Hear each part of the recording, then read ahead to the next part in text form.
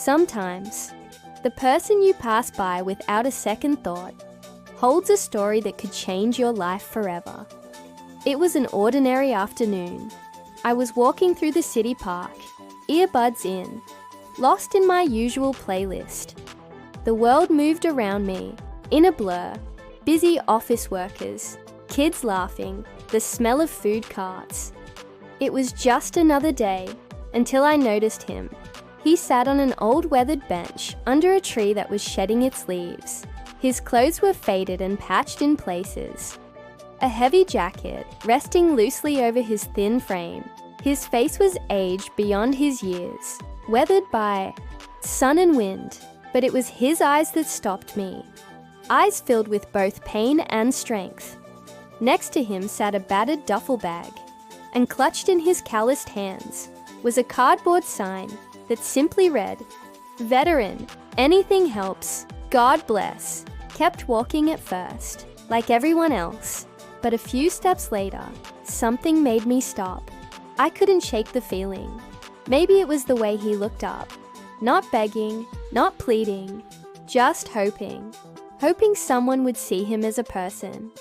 Not just another invisible face on the street. Turned around. Something inside told me. Talk to him. Maybe it was a sense of responsibility. Maybe just a human instinct. Whatever it was, I walked back, took out the spare sandwich I had in my bag, and asked if I could sit next to him. He smiled a little. The kind of smile that held stories. And nodded, breaking barriers.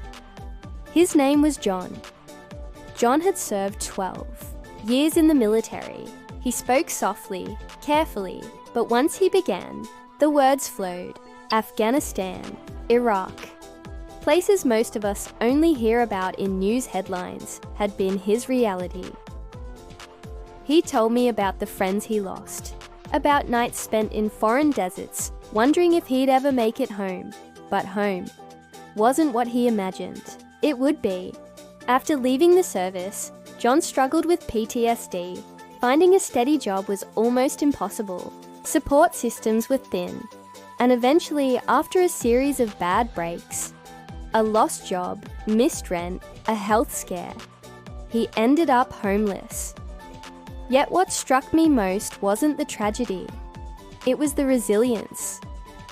John wasn't sitting there asking for pity.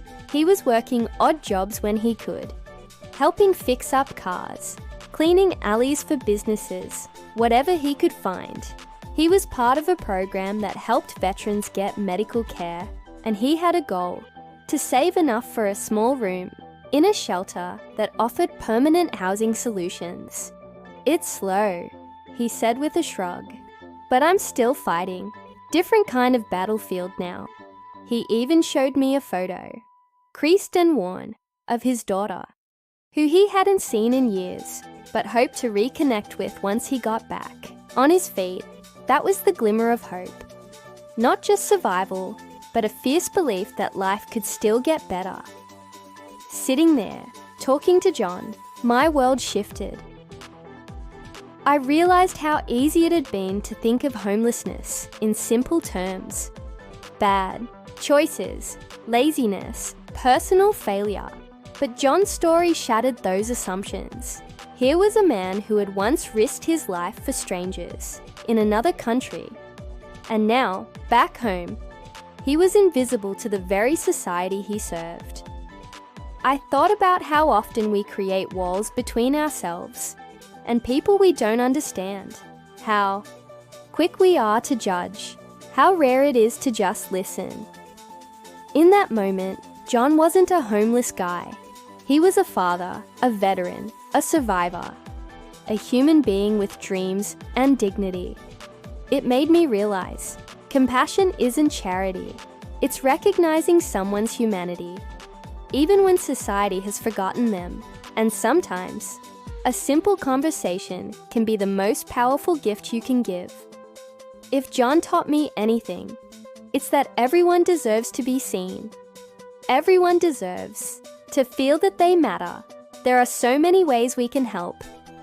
If you're wondering what you can do, Donate to organizations that support homeless veterans. Some of the most impactful ones include Homes for Our Troops, the National Coalition for Homeless Veterans, and Operation Homefront. Volunteer at shelters or community kitchens. Support job training programs aimed at helping veterans reintegrate into civilian life. Educate yourself and others about the real causes of homelessness: mental health, lack of affordable housing, systemic issues, not just stereotypes. Practice kindness. Sometimes, just stopping to talk, offering a meal, or sharing a smile can make someone's day. You never know how deeply your kindness might ripple out into someone's life. As I stood up to leave, John shook my hand and said, "Thanks for sitting with me.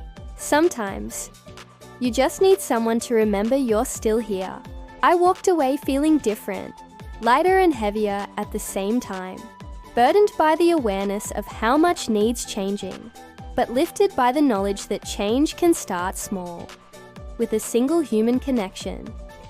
John's resilience reminded me that no matter how far someone falls, hope is never out of reach, and that compassion isn't weakness, it's strength. We all have the power to be that glimmer of hope for someone else.